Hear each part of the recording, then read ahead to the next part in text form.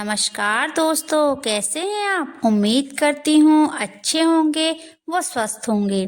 सफला एकादशी का व्रत पौष माह के कृष्ण पक्ष की एकादशी तिथि को रखते हैं। पौराणिक कथा के अनुसार चंपावती नगरी में राजा महिष्मान अपने चारों बेटों के साथ रहा करते थे। उनका सबसे बड़ा बेटा लुम्बक बड़ा ही दुराचारी तथा बुरे आचरण वाला था, जिसके कारण राजा ने उसे राज्य से बाहर कर दिया।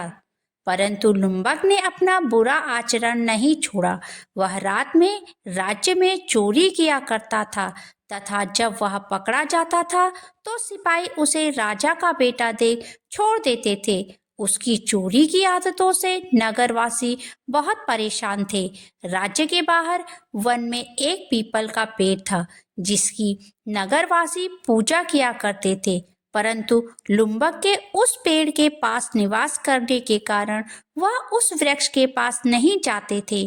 पौष माह की ठंडी में जब वह पीपल के वृक्ष के नीचे सो रहा था तो पर्याप्त कपड़े न होने के कारण उसे बहुत ठंड बढ़ने के कारण मूर्छा आ गई।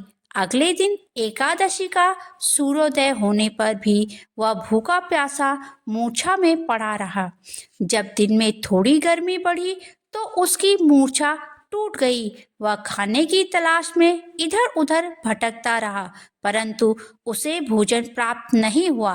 अंत में उसने वन से फलों को एकत्रित किया और पीपल के वृक्ष के पास आ गया, परंतु तब तक शाम हो चुकी थी।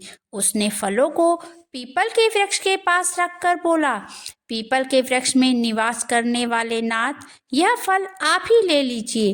इस प्रकार अनजाने में ही सही उससे सफला एकादशी का व्रत पूर्ण हो गया। भगवान विष्णु की कृपा से उसके अंदर परिवर्तन होने लगे। वह प्रभु भक्ति में लीन रहने लगा, जिससे उसके द्वारा किए गए पाप नष्ट हो गए। प्रभु के आशीर्वाद से लुम्बक को पिता के द्वारा राज्य में वापस बुला लिया गया। अपने ग्रस्त जीवन को सफलतापूर्वक व्यतीत करने के बाद अंत में श्री हरि की कृपा से वह बैकुंठ को चला गया। जो भी व्यक्ति सफला एकादशी का व्रत रखता है उसे पुण्य की प्राप्ति होती है तथा भगवान विष्णु की कृपा उस पर सदैव बनी रहती है। सभी सुनने वाले भक्तों पर भगवान विष्णु की कृपा बने रहे, यही कामना करती हूँ। यदि आपको मेरे द्वारा सुनाई गई सफला एकादशी की कथा अच्छी लगी हो तो मेरे चैनल को सब्सक्राइब कर लीजिए। धन्यवाद।